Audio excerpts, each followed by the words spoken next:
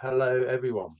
I'm Ben from IVAR, and I'm just going to do some introductions and then hand over to our fantastic speakers. We've got Kiva Rooney from IVAR, Tracy Fletcher, Chair of Peter Minute Trust, Fizza Qureshi, CEO of Migrant Rights Network, Peter Cunderson, Lloyds Bank Foundation of England and Wales, and Valerie Good, the founding director of the Cocoa Collective. And rules of engagement, please use the chat. We're going to have time at the end for Q&A, so post your questions, post your thoughts, post your links. We're recording the session. We'll circulate it, the transcript afterwards, and any other resources that come up. So please keep the chat flowing. So why are we here and what are we trying to do? So the simple reason we're here is that, as we make clear at the beginning of the discussion paper, which you'll have had in advance of today, Black-led and racial justice organizations have long been under-resourced and underfunded, and this has effectively limited their ability to grow and flourish as a sector, to have their voices heard and their influence felt. And while some organizations can point to welcome changes in the environment, it's clear from the fantastic work that we've been able to draw on and summarize in the discussion paper that this work has barely begun. But we know that one of the reasons for that, one, is that engaging meaningfully with equity and racial justice grant making is challenging, and partly because it requires us all to have and be ready for uncomfortable conversations. But we also can say that this is work that has been too slow in coming. And there is an increasing body of expert advice and feedback from Black and minoritized communities themselves to show ways forward. And that has been the inspiration for the discussion paper that we've shared with you. And we've shared that with the open and trusting grant-making community, which now numbers more than 125 funders. They've all made concrete, you have all made concrete improvements, commitments to improving your practice by listening to charities and communities and being accountable to them for their progress. But I think while a more trusting and respectful funding approach does create a foundation for progress, it's not the same as a more equitable one. And a more equitable one does require a more intentional and deliberate action. Now, we are not experts in racial justice funding, but as a social change research organization and the convener of the open and trusting community, we do feel that we're in a position to open channels and create opportunities for the voices and experiences of people furthest from power to be heard by funders and become influential. And that brings us today, which is the start, we hope, of a conversation within the open and trusting grant-making community about practical actions that funders can take to respond to the experience of Black-led and racial justice organizations. So Kiva, who led the research and is the co-author of the discussion paper, is going to kick us off. And then we're going to hear 4 different perspectives about our panel's experiences of this topic.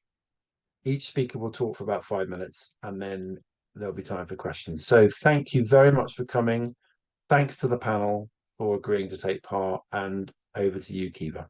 Great, thank you so much, Ben. I'm just going to share my screen and hopefully you'll be able to see some slides that I've put together.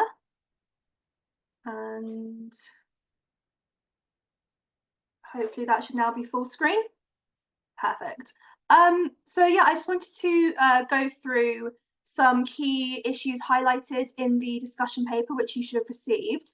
And yeah, just as Ben was saying, just a reminder that this discussion paper draws on research and campaign material from more than 20 Black-led organisations and racial justice organisations, and also funders who have been doing some of this work as well as IVAR's own work with organisations in this space. So I'm just going to very briefly touch on some points. So I just want to start out by highlighting some of the barriers that Black-led and racial justice organisations commonly experience. So the first one that we identified was that funders often don't recognise the deep and extensive impact of racism in their own practices. So racism is a systemic issue, and funders are part of the system. We are all part of the system. And like Ben was saying, unless funders actively scrutinise what they do, particularly if looking through an anti-racism lens, then they continue to reinforce those systemic racist structures that the charity sector and that funding are built on. The second barrier I wanted to talk about was that even when trying to take positive action, sometimes funders could be a little bit controlling. And here's often because funders are more used to setting the agenda than ceding control over to how resources are used. Funders often also tend to get stuck on defining the problem rather than working towards solutions. So one kind of good example of this is respecting the lived experience and skills and knowledge of Black and minoritized people. That doesn't mean expecting them to do all the work, and sometimes that can be quite difficult to balance. Funders can also be extractive in their dealings with Black-led and racial justice organisations. So whilst many Black-led and racial justice organisations fed back that they really welcome funders who want to engage in serious discussions about better funding practice, too often they're asked to do this without any type of remuneration. And also when it comes to funding, some funders can see racial justice work as being a bit too risky, so many shy away from supporting work on these root causes. To continue, funders often encourage or sometimes even require collaborative bids from Black-led and racial justice organisations.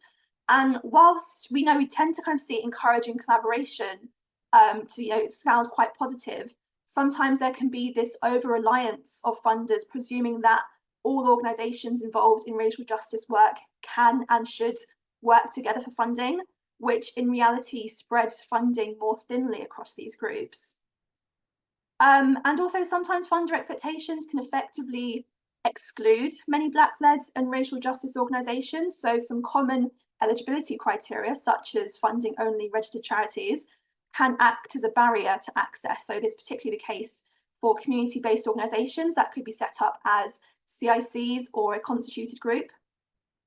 And sometimes there is a low commitment from funders to give feedback. So Black-led and racial justice organisations often talk about the crisis of confidence created by having these repeated rejections, particularly if they're not given a reason to why they've been rejected. And then the final barrier that we'd like to just kind of highlight here is that when funding is given, it is often tightly controlled and does little to enable Black-led and racial justice organisations to develop and thrive. So funding practices can continue to reflect unequal power dynamics, particularly if they're focusing on having these restricted, one-off or kind of short-term project delivery. But we did also find some kind of more practical steps that funders can take. So these include doing the research and educating yourself on key issues. So this could include exploring your organisation's history around race and racism. Also looking hard at who your funding is reaching. So you could do this by aligning your data collection with funder best practice, such as the Data Equity and Inclusion Standard. And you may even want to consider joining Funders for Race Equality Alliance and use their audit tool to identify how much funding is reaching Black-led and racial justice organisations. Engaging meaningfully with Black and minoritized people and communities is really important, and that means actively seeking out people from these communities rather than assuming that they will come to you, and recognising the value of lived experience and the cost of providing it by remunerating people. Being more equitable in your grant making, a few things you could do to do this is use the Get the Basics Right report that we've released, which draws on findings from the Funding Experience Survey, challenging assumptions about risk, and also you might want to consider developing some targeted funds. And then finally, to make your commitment to funding this work public. So by publicly making a commitment to fund in a more equitable way, not only do you encourage more Black-led and racial justice organisations to apply for funding, but you also begin to hold yourself accountable to them as well. And I'd just like to end on this quote from the Digger Deeping report, by Baobab. So they say that while the levels of change still needed may appear daunting, it was really reassuring that funders are in the process of a deep unlearning and relearning. However, deeper and more decisive action is needed, and one that recognises the significant benefits of levelling up and integrating a racial and intersectional lens as well. So to summarise, this work is hard, but it's incredibly important and impactful. So I hope that that gives you some ideas, and I'm just going to stop sharing somehow. And hopefully Thank you. that as well. Thanks, Kiva, and thank you for all your work on this. Really important contribution. So we're now going to hear from our 4 speakers in turn, and want to thank them so much for taking part. And over to you, and we're going to start with Fizza. Well, thank you very much. Thank you for the invite to speak, actually, and I'm really glad to see the paper and be part of the conversation in talking about the under-resourcing of Black-led and racial justice organisations. I've got all those summary points I've had experience of myself or witnessed those kind of experiences, and so the paper's really resonated with me. As Ben mentioned, I lead a migration organisation, and why you would say we're not quote unquote Black-led, we are majority led by those with lived experience. And as an organisation, we've straddled the race equality organisations because we think migrant justice is part of racial justice. I've been leading the organisation since 2016, and I was the first CEO after it was founder-led, and it was led by a white man. And I made that point clear because it's relevant to my lived experience with a funder specifically. It's always difficult to follow in someone's footsteps, especially if they're a founder. And the migrant refugee sector is still significantly white-led. And what I have recognised is that the funders, as Kiva mentioned, they don't recognise the racisms that they uphold within their practices. I had an interaction very early on when I joined and led MRN outside of the UK at an event with a very renowned funder who funds migration and race equity work, and introduced myself and said, oh, you know, taking on the work will be different because I have different lived experiences as a woman of colour. And this is the CEO of the fund, of the trust. They said, well, it's probably very similar to the lived experience of a white Liverpudlian man. And so then and there, I, very rarely I did bite my tongue because I was like, it's a funder. They're funding us at the moment. I am looking at further funding, but recognized immediately there was an issue here. One, there's a power dynamic, the fact that I have to bite my tongue and I cannot point out that that is a very discriminatory way at looking at things. There is a racism there. To equate my lived experience with a white man's, and clear lack of understanding of racial inequity and how racial justice works. In fact, with the same funder, as Kiva said, that kind of interference, they asked in a meeting if we had a new comms person because our communication had become very strident. And I said, no, it's probably me. And I think that took them aback because the fact that we were saying things as we saw it now, rather than toning it down, making it what I would say is vanilla to the point where it doesn't mean and say anything at the end of the day. We also have rights on our name, in the organisation. If we're not being true allies to those affected, then there isn't really point of our organisation existing and what we're saying. And as I said, I've straddled the race equality sector as well through networks, and we've seen the same funder, again, behaviour there too, where they didn't trust the organisations, the race equality led organisations. It took an incredibly long time to fund any initiative, and then when they did fund, they gave part of it to a non-Black led secretariat. So again, when that trust is being built up, there still isn't enough with it there, and they will still take other steps to essentially protect, or whatever they want to do, their assets. So someone asked if this was a large funder. They are a significant funder, like I said, in the migration and race equality organisation. They have a pretty good name, sadly. I've had, I think the concern for us is also if you are trying to tackle racial equity and racial justice, then it is about systems change. And a large amount of funding with funders sits in service delivery. And that's fine. It's dealing with someone's immediate problem, but it's not changing how or why that person has experienced that problem in the first place. And so there's much less funding available to those who are trying to change that system. So people don't need to turn to those organizations and those charities to get their problems resolved. We feel that, you know, if you have service delivery, it has to go hand in hand with the campaigning and the influencing to change the systems. Otherwise, you are feeding a saviour mentality, and I appreciate that might not go down well. Where I found that the Black Lives Matter movement has really jolted the sector into kind of anti-racism action, I've noticed that what they have done is then put all their faith and their funds into a few, and I say one or two, racial justice or Black-led organisations as the way to deal with whatever they're trying to process, giving them that pedestal. And what they have done is then overlooked all those other smaller, amazing Black-led and racial justice organisations, and they get missed out from the conversation when they could be amplified and included. So just to kind of wrap it up, because I appreciate I probably going over my 5 minutes. What do we want? What change needed? One thing we really want is when funders want lived experience led organisations or lived experience to be at the heart of the work, they also need to be values led. We have found people with lived experience not understand in the migration sector, understand the anti-Black racism that they hold, that they will double down on other groups. So, you know, in terms of homophobia or kind of misogyny. So there is no hierarchy of oppression. They have to be aware that there is, they have to have the values as well. We have got to a point where we now look at a funder and see if they share the same value as ours. And that is about what they're funding and who they're funding. It's based on how they treat you from the outset when you have that initial conversation. That power dynamic is so significant and at play that you are, again, you're speaking in a very different tone and way to them. And if they're willing to consider more radical ideas and stances, then we feel that this is a funder that we can have longer conversations with.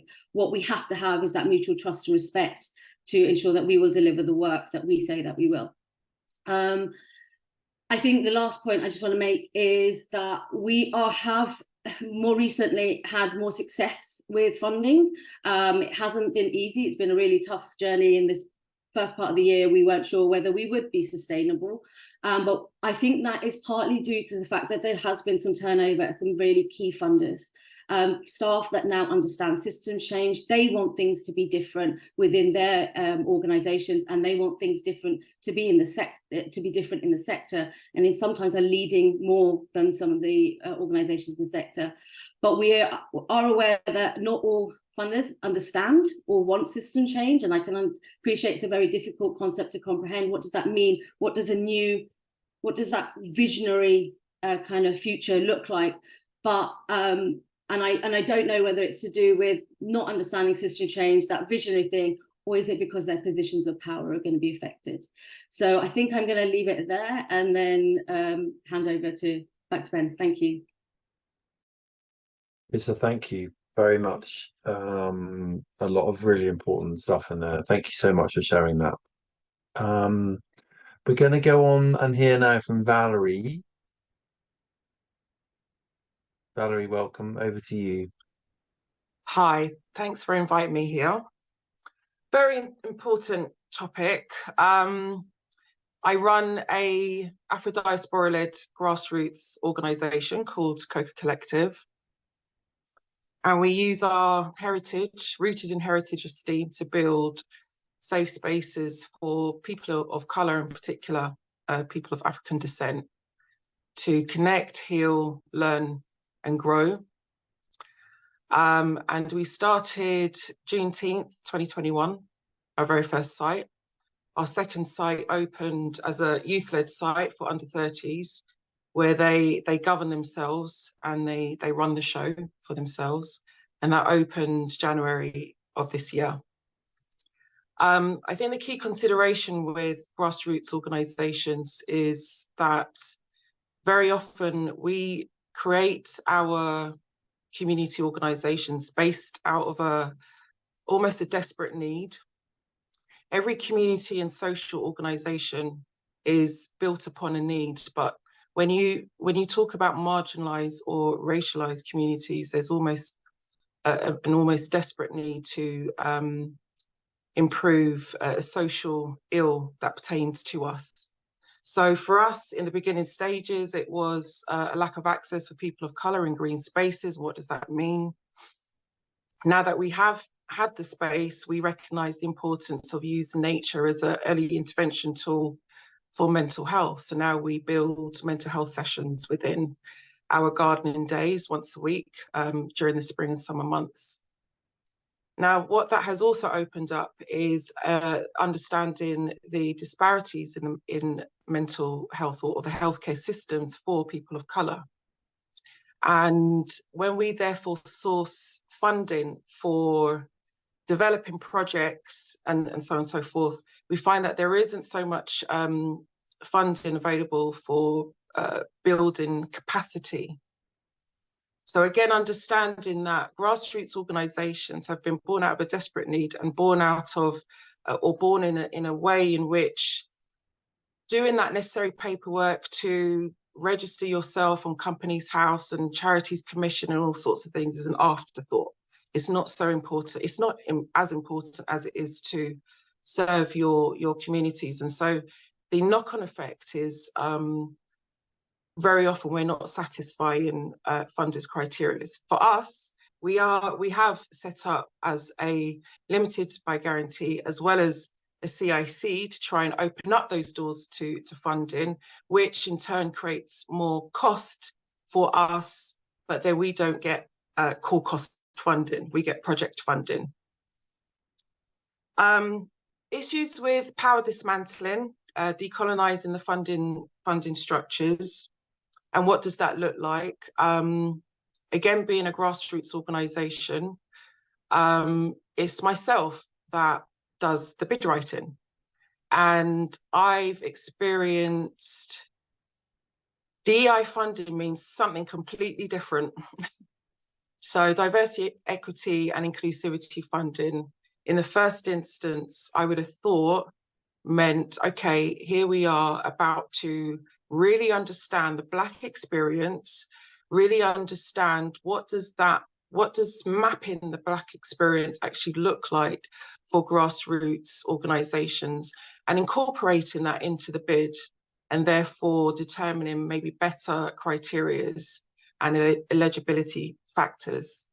Unfortunately, within our community, we often call DI funding as a means for non-equity-led organisations to be paid to bring Black and brown people into their spaces.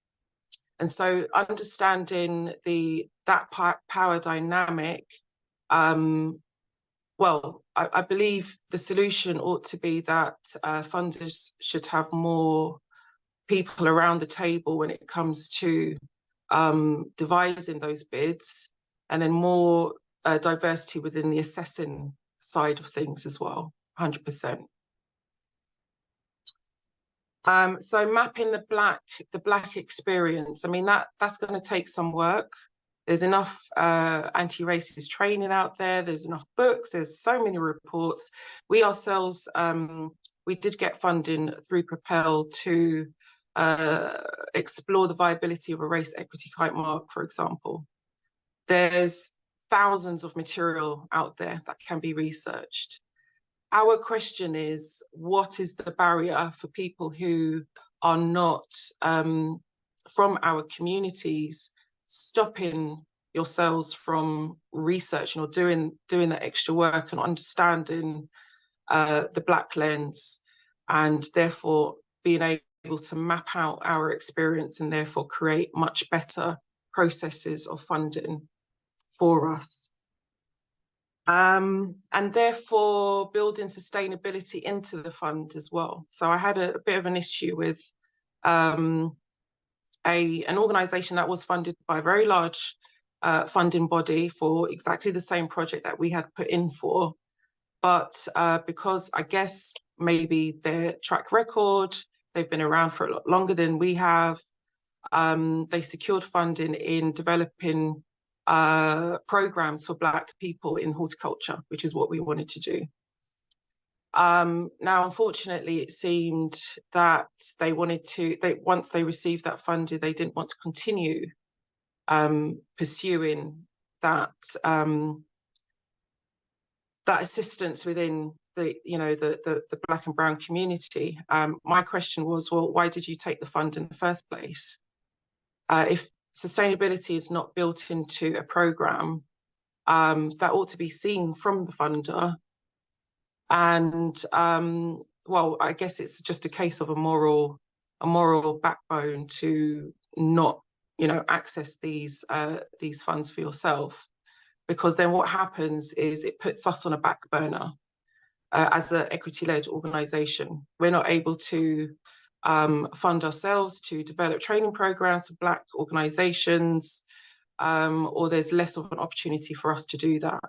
And still to this day, when we haven't been able to get onto that program, to develop that program. So sustainability is a very big thing. Is that my 5 minutes? Are we done? Do you want to wrap up? Do you want to leave it there, or do you want to? Yes, I can leave that there. Thank you so much. Again, lots of issues raised. Some resonances across what you've both said, particularly around power, I think, and how it shows up in processes and experiences. Thank you, Valerie, very, very much. We'll come back to some of those things, I think. So if it's okay, we'll move on. And please, any questions things coming up in your mind, just put them in the chat and we can pick them up in the 20 minutes or so at the end, or links or comments. We can now hear from Tracy. Thank you, Ben. Thanks very much, Visser and Valerie. Really interesting and helpful insights to the experiences that you've had in securing funding or working with funders. So I'm, as Ben mentioned at the beginning, I'm the chair of the Peter Minette Trust. We're a relatively small place-based funder covering the boroughs of Lambeth and Southwark. Been going for about 60 years, I think it is. No relationship or no connection with the founder nor the family. So we are independent. And back in 2019, we changed our funding model from giving out lots of very small grants to any organisation that would apply, small organisation that would apply, to 3-year unrestricted funding of £30,000 each year for small groups that had a turnover of no higher than 300,000. Then we went into 2020. We had particularly the death of George Floyd, and like many organisations and funders, we were showing our allegiance and support through statements and other pointers that we were making to support the Black community. And then we thought long and hard about this and said our involvement, our engagement in the racism that we can see happening needs to be more intentional rather than just statements. So we took a step back. We reflected on ourselves as an organisation. At the time, we had gone down to 4 trustees, 2 of whom were Black, including myself, and decided we need to do some further learning ourselves. So we reached out to anyone that we could find. So we started with our existing networks. We reached out to some of the better known Black organisations and support organisations to learn more about the experiences of Black-led groups in particular. So we weren't talking about Asian groups, we were talking specifically about Black groups, because that was the information data that we were getting through, that these organisations were more adversely affected than other organisations we were supporting. So we reached out and we did our own work as well. We went into the community, we searched the internet, we tried to find organisations that we had previously had no contact with at all, or they had no contact with us, to really find out why they were not coming to us and how we can best reach them. We then set up our next round of funding, which was solely targeted at Black-led organisations. We reviewed how we were going to consider those applications, the whole application process. We reduced the number of questions that we were asking. We chased up organisations that we could see had started an application but not yet completed it before the deadline, and asked if they needed any further support. So we were trying to find different ways that we can offer support to organisations, recognising that they might not have the skill in-house to put together their application. We also, this was a whole learning process for us as well. When we received applications, we knew that we had to consider them in a way that was different to how we had done this before, recognising that Black-led organisations, again, some of the things that both Fizza and Valerie were mentioning about their lack of trust, understanding about the power dynamics. So how could we were looking at how could we build a more trusting relationship between ourselves and applicants at this stage, and then as they became what we would call partners, working together to bring about change in the community. So we continually questioned our approach and our assessment of the applications, because we wanted to take on board that these are smaller organisations that develop and grow in different ways and have a different way of delivering this, may have a different way of delivering their services. We went out and met with the organisations rather than asking them to come to us, and we kept the criteria for us, our assessment criteria, quite low, which is very much about how can we have a better understanding of what we see as risk and what that means for the organisations. And so for us, our assessments were based on, do they have good safeguarding procedures in place? And we wanted evidence of that, how that played out. We obviously looked at financial well-being, but not so much that they had a low income. It was more about, do they have an understanding of the importance of financial management? And do they know if they're wavering on that, do they know where they can get help with that? And we also looked at governance as well. Do they have good governance in place? And good governance might not mean having a low number of trustees. It's having that understanding of what it means to govern well. You might need support to help you with that, but if you have the understanding, that's a good first step for us. And we can then look at how we can support them in different ways too. So once they're on board, we try and keep it minimal in terms of what we expect from organisations.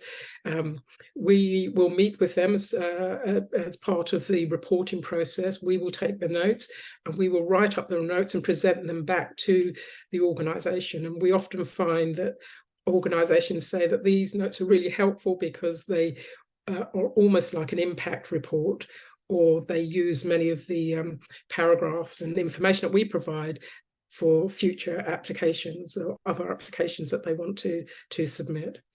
Throughout this whole process, we explain that we are an open and trusting funder, and that means that whilst we might be asking questions of you, we also are willing to receive applications from organisations about how we fund organisations, what our processes are like. In giving this unrestricted funding as well, what we have deemed is that the organisations, we believe that Black-led organisations are best placed to understand and make use of their own resources. They wouldn't exist if that wasn't the case.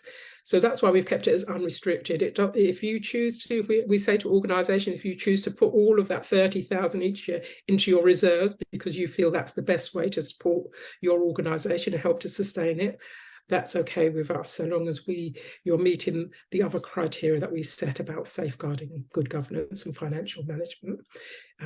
We've had conversations with organisations where we talk about impact, and for us, they may feedback, an organisation partner fed back that, have a look around us, speak to our people, the young people that we've worked with who have come back as volunteers, they will tell you about the impact. And that's what we will take, because that is their best way of demonstrating impact in their organisation. We don't expect them to write a detailed report about that. So we try to go to where organisations are at, because we're aware of the limited resources they may have, but also that they may have a different approach to sharing and delivering their work as well, sharing how they have impact and how they deliver their work. Let me see what else I want to cover. Tracy, we should probably be just Okay. finishing off. Is that okay? Do you want to just? That's fine. I just want to make this final point about risk. So defining risk and just recognising, I think really what Fizza and Valerie were saying, we do see risk. We look at what is the risk to us of not funding an organisation, rather than what is. We don't look at reputational risk in that sense. So we understand that Black groups are coming from a different place, and that we need to start from where they are at. Thank you, Tracy, very much. And you've picked up a lot of the challenges posed by Fizza and Valerie about shortcomings in the current system. And we might think in the chat, after we've heard from Peter, about how we can move from, I guess, having the only one or two funders who are behaving in that way to something that is slightly more comprehensive. But we're going to go to Peter now. Thank you so much, Tracy. Always brilliant to hear from a trustee. Peter, over to you. Wonderful, thanks, Ben, and glad to see a lot of the things that Tracy's organisation is doing. We've made similar strides as well, so very similar to as Tracy mentioned. What I'm going to do is just talk about our journey, essentially, as a funder. I've been at the Lloyds Bank Foundation for about 15 and a half years now, so I've definitely been able to see firsthand the change.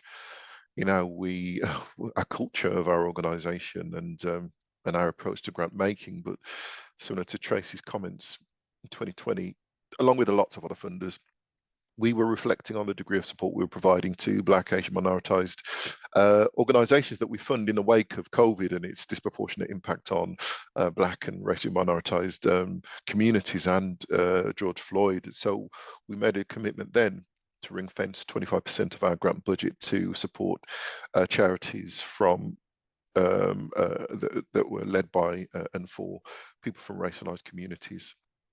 We just wanted to make a greater. Our goal was equity. We were trying to find a way to have greater racial equity in our grant making, and we could see that our existing approach wasn't achieving that for us. But there were lots of steps along the way. It's been a journey. There's lots of internal discussions that have taken place, lots of learning, lots of review, lots of cultural shifts. I would say myself personally have been on quite a journey as at the time, and I'm pleased to say at the time, one of the few, certainly Black men here at the foundation, and it was the case for me for many, many years. And I remember feeling quite exposed all of a sudden when all this started to happen and thinking, oh my God, they're going to start asking me. I can't speak for everyone who's a person of color. So it's definitely been a learning journey. But we launched our three-year strategy last year, October, and this has included this evolved approach to funding racialized communities. We split our open grant making budget. 50% went towards a continued focus, as we've had for a number of years, on registered charities that are providing specialist support along specialist themes. The other 50% was divided into two areas and essentially addressing inclusivity. Half of that was going towards deaf and disabled organisations, but the other half was addressing Black-led, racially minoritised communities. And a key element of that was organisations that are predominantly led by and for those communities.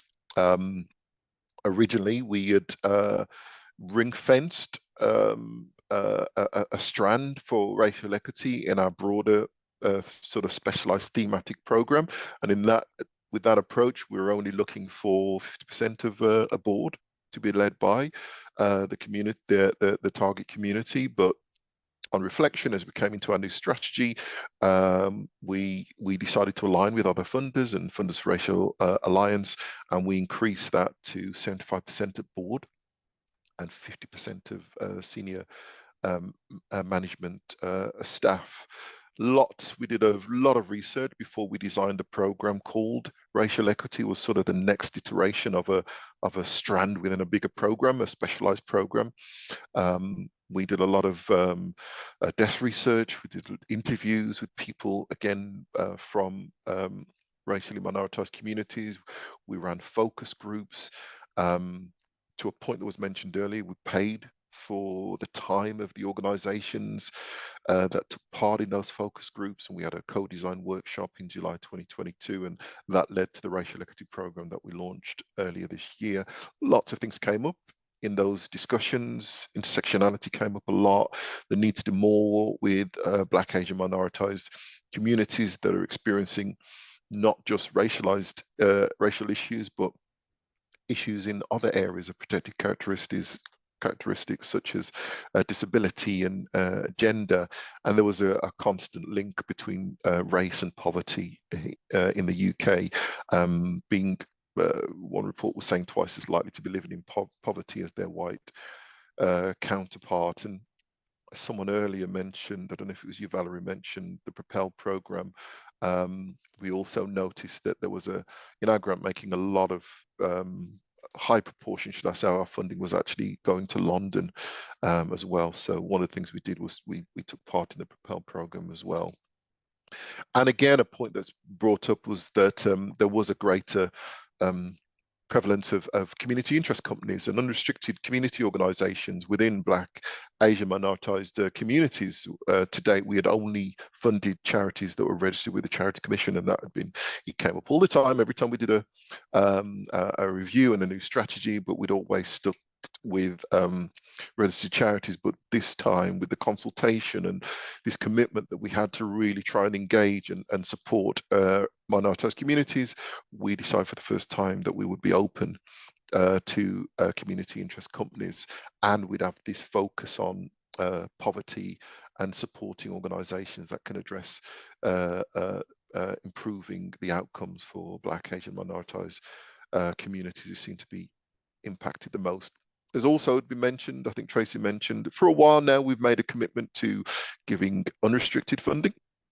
And we've had different areas of learning along the way. One of those is, the observation that there are many people from racialized communities whose legal entity organization is actually faith-based. They're the organization that deliver the services. So again, we did some work and made a distinction for us around organizations that are set up for faith-based reasons, which is fine, or as opposed to organizations that apply faith-based restrictions when it's not actually part of their purpose. We also removed our reserves threshold. We used to have a threshold on reserves, but again, there was a lot of emergency funding that came out in 2020, 2021, and that was disproportionately pushing up the income and reserves of some charities in this sector. So we removed that restriction for certain levels of reserves. And also as an organization, we focus a lot, increasingly over the last coming up to 10 years, we do a lot of development support for the charities that we fund. So we will pay for consultants to go in and work with those charities that we're funding to give sort of grants plus support to build their infrastructure and ensure they're more robust, more sustainable as organizations. But we took a look at that directory of consultants that we had, and we could see that there wasn't a high representation there of consultants from minoritized ethnic backgrounds. So again, we had a recruitment campaign to address that and bring in more consultants who were more representative and add more lived experience there.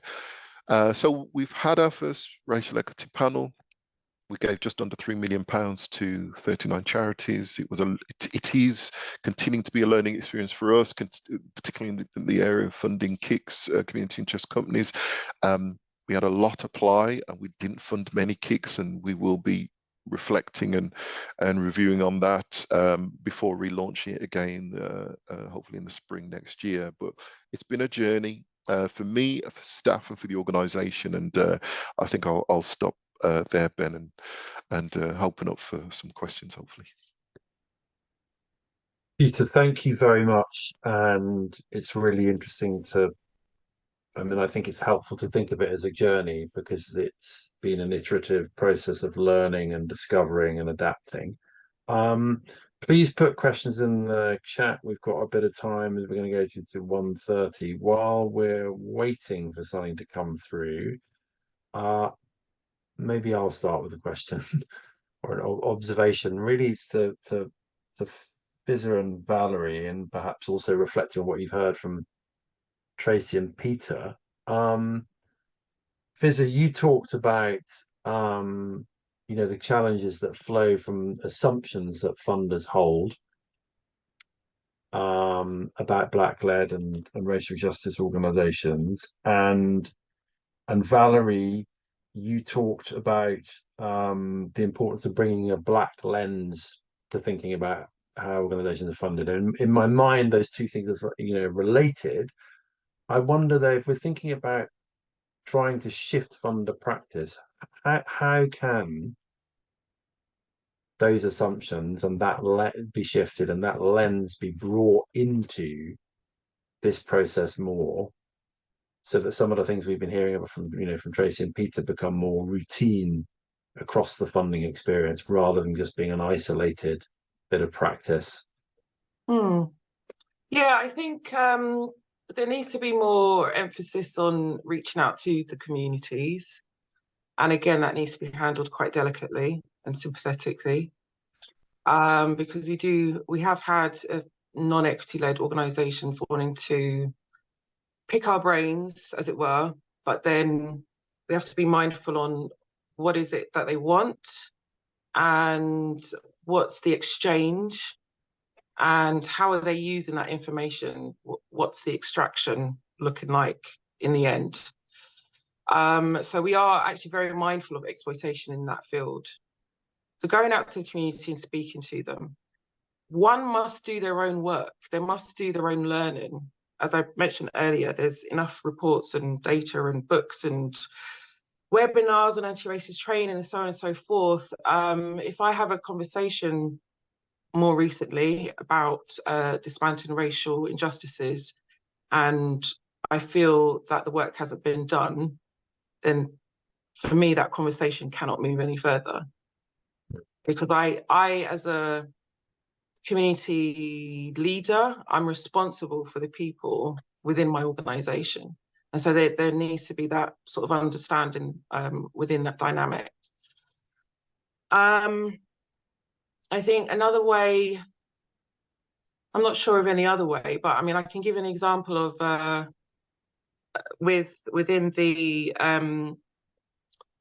one of the funds that we did recently receive, the criteria in order to access that funding, it was very open in terms of this is what we're hoping to enable systemic change and to dismantle systemic issues. But the criteria itself meant that we couldn't go in as a lone ranger. We needed to partner with a much bigger organization in order to satisfy the turnover that they required for a charity. So as I was reading this criteria, I naturally was thinking, well, who can I go back out to and ask to partner with? Now my options are limited in the number of people in which I can partner with within my own community.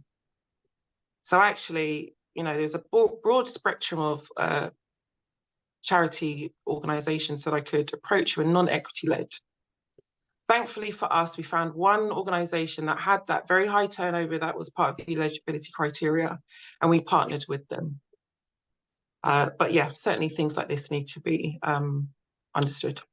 Thank you, Valerie. Fizzer, I wonder if you have any reflections on that, and also it might link in this point in the chat about you know, outreach in a way. How can that be done well and responsibly? But yeah, thank you. I mean, to be honest, like all Valerie's points are completely valid and things that I would have repeated as well.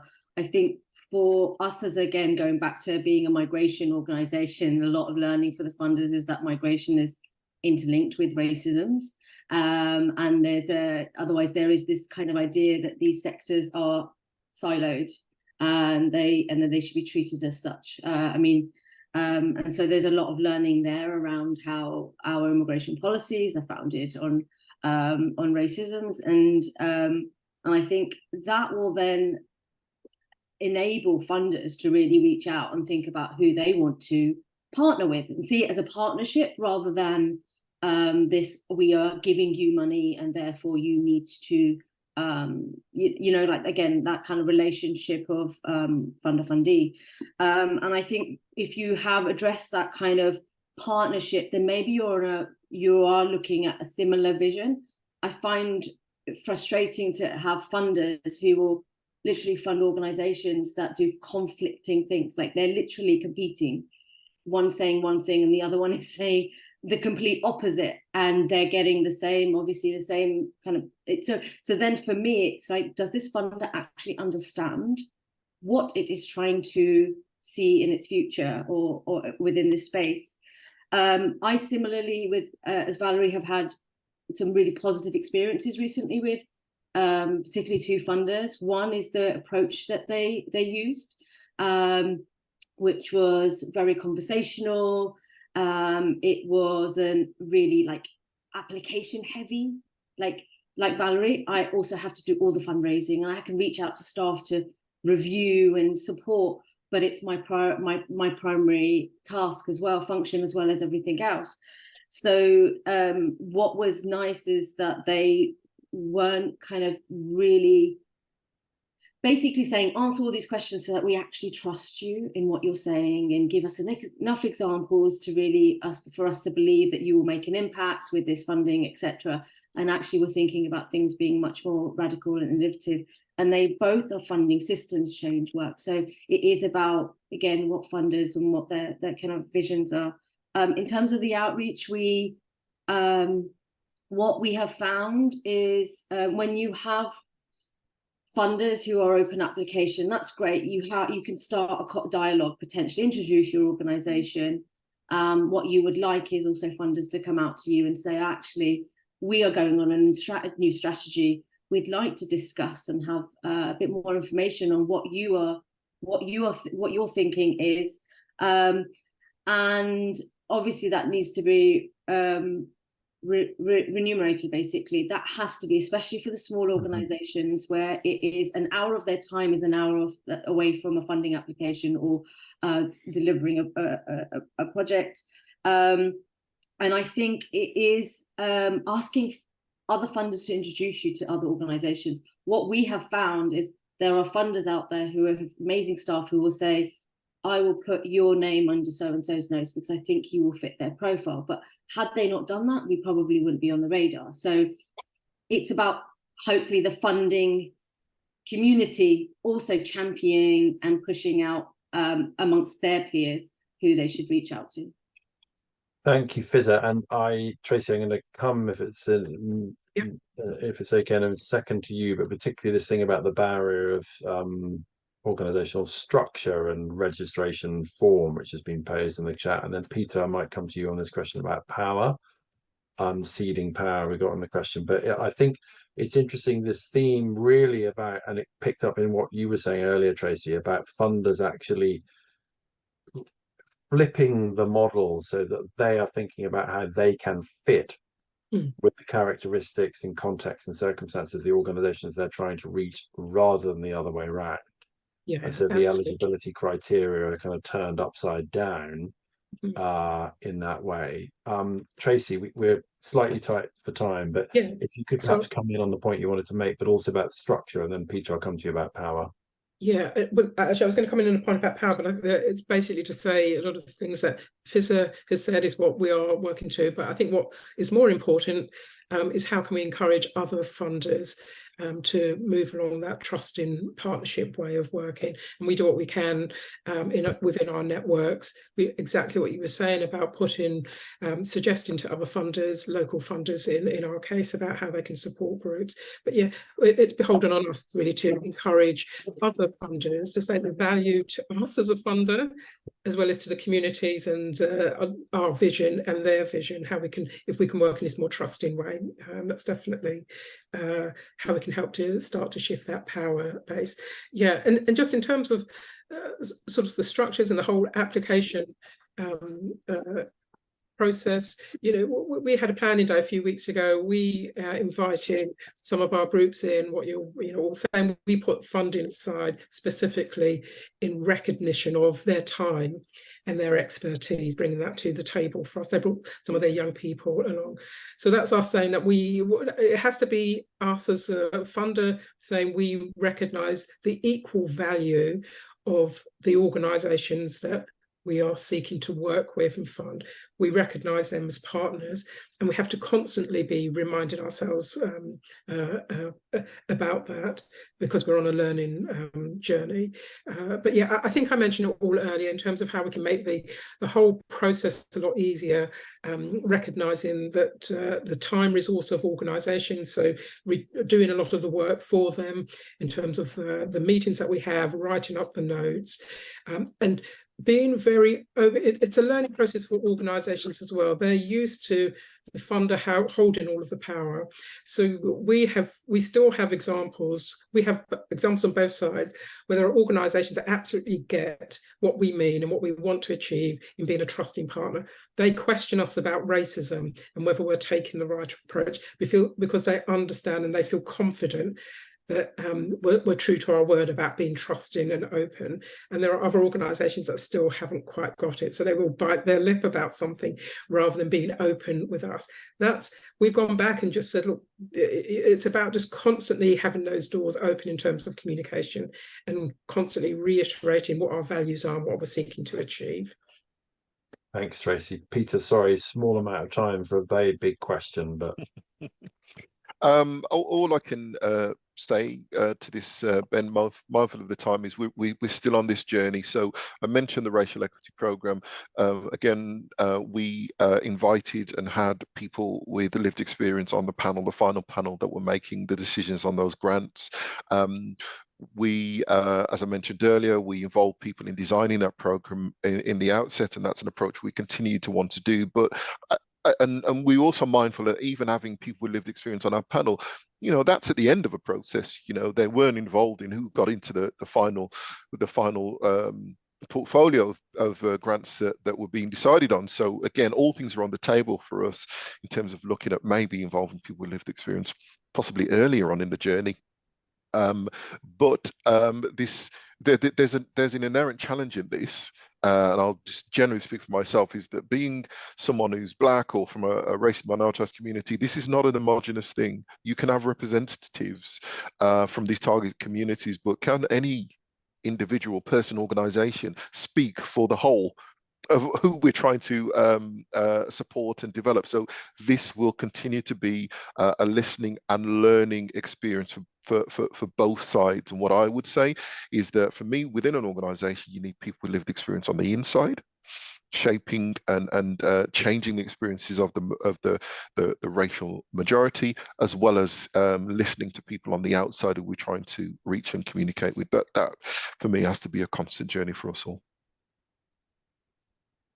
I think we're going to have to end there, because I promised that we would let people go on time. But I think that's a good call to action to finish on. It's a positive note, but it's also one that notes the scale of the challenge. I really want to thank Fizza and Valerie particularly for sharing their stories, particularly because one of the challenges is about speaking truth to power and showing that vulnerability. And I'm huge respect to you and appreciation for you doing that, but also for Peter and Tracy, because we've got to hear funders making their thinking visible and audible to us, and recognizing the complexity along the way, but also some of the solutions that exist. This is the beginning of a conversation in the open and trusting community. It will carry on. Please continue to take part in it, share your stories. But for now, thank you all again. And Kiva, thank you so much for leading this research just before you go on maternity leave. And keep in touch and follow up with questions if you've got them, everyone. Thank you so much. Speakers, if you're brutally lost to us as we end the webinar, we'll follow up because you might suddenly disappear. Thanks, everyone. Thank you. Thank you all. Bye-bye.